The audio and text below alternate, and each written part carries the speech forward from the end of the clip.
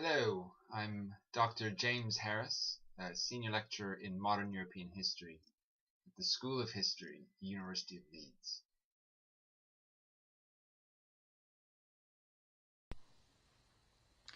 What was so pivotal about the death of Kirov in 1934?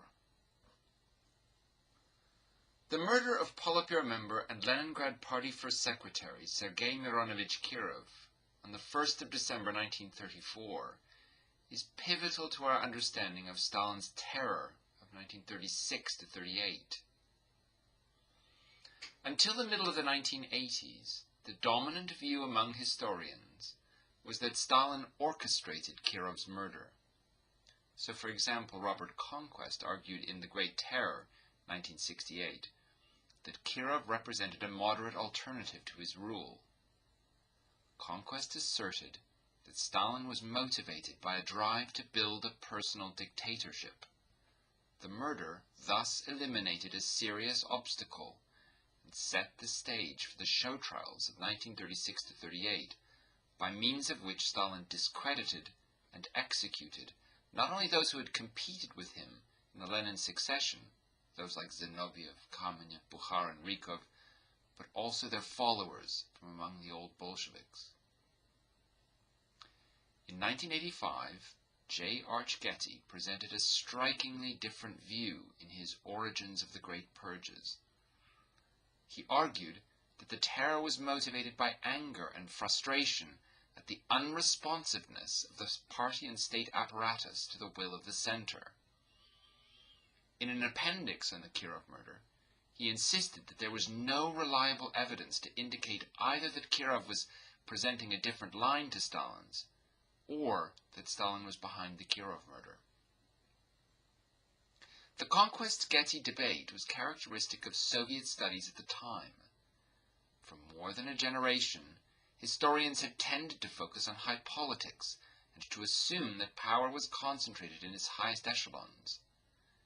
In the late 1970s and 80s, however, revisionists, as they called, were arguing traditional views exaggerated central power and underestimated the strength of groups and forces from below.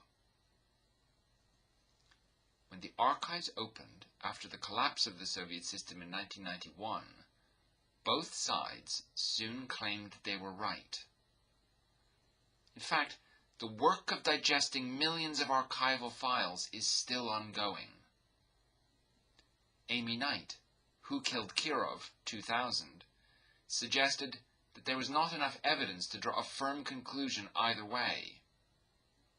Since then, however, the weight of evidence has accumulated on Getty's side.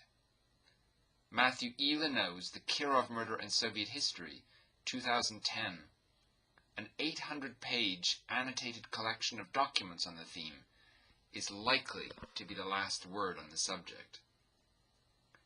Leno makes a convincing case that Nikolaev was a slightly unhinged lone gunman who had personal reasons to kill Kirov. Stalin mistakenly, but not irrationally, drew the conclusion that the followers of Grigory Zinoviev, the former Leningrad party chief and opponent of Stalin in the 1920s, were behind the murder. The connection between the Kirov murder and the Great Terror must then be understood in the broader context of the regime's insecurities, many of which we have come to understand only since the opening of the archives. Stalin was concerned about an unresponsive state and party apparatus, as Getty argued in 1985. But Stalin was also worried about the threat of war, about the softness of popular opinion, about the perceived disloyalty of some non-Russian nationalities, about crime and social disorder, about kulaks returning to the village from the Gulag, and more.